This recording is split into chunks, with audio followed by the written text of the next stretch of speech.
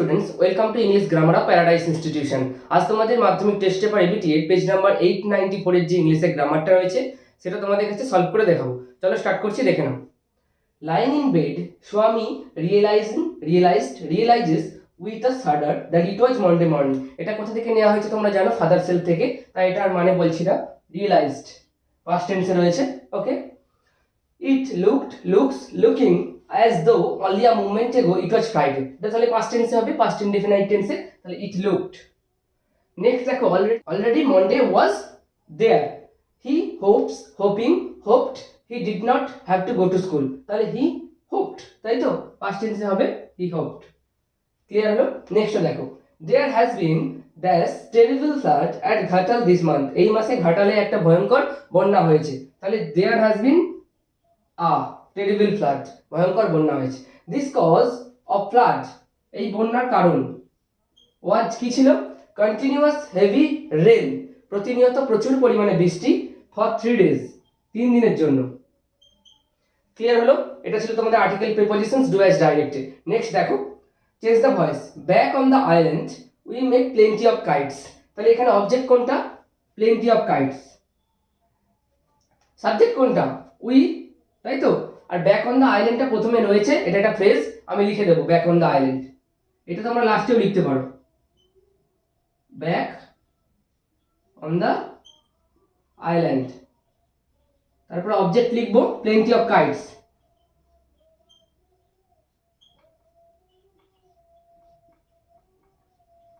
তারপরে দেখো এটা পাস্ট টেন্সে রয়েছে, তাহলে ওয়্যার হবে, এটা অনেক ঘুড়ি, তাই তো ওয়্যার হবে, ওয়্যার।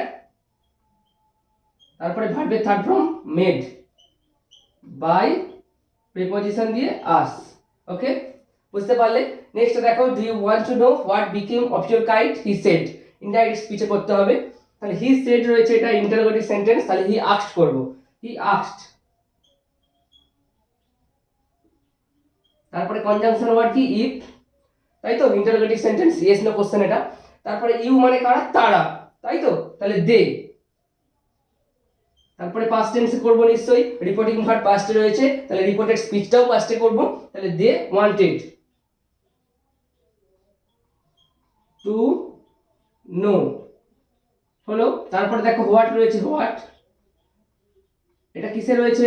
দেখো পাস্ট টেন্সে রয়েছে, তাহলে পাস্টের পাস্ট কি? পাস্ট পারফেক্ট, তাহলে হ্যাড বিকাম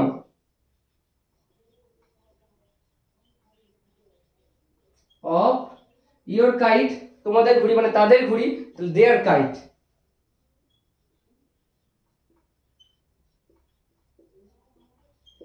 ওকে, বুঝতে পারলে? নেক্সট দেখো, he purrs noisily and rubs himself against the legs of the family members. Simple সেন্টেন্সে করতে হবে। তাহলে আমরা কিভাবে করব এটা দেখো, লক্ষ্য করো। হি পার্স নয়েজলি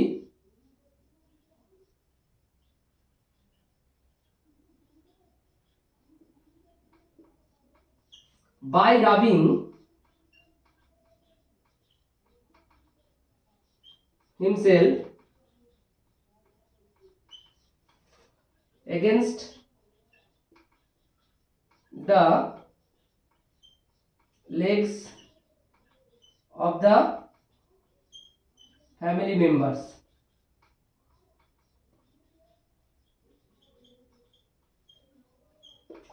এটা করতে পারো, বা তোমরা by rubbing himself against the legs of the family members বসিয়ে লিখতে পারো হি পার্স নয়েজলি। ওকে, এইভাবেও তোমরা করতে পারো, দুরকম ভাবেই তোমরা এটা করতে পারো। নেক্সট দেখো, ফ্রেজাল ভার্ব ছিল তোমাদের ক্যান্সেল। ক্যান্সেল মানে কি? বাতিল করা। তাহলে এটা ওয়াজ ক্যান্সেল ছিল, তাহলে ভার্বের থার্ড ফর্ম ইউজ করা ছিল প্যাসিভ ভয়েসে, তাহলে কলের থার্ড ফর্ম কি? Called off, called off. তারপর এটা টলারেট ছিল, সহ্য করা, পুট আপ উইথ।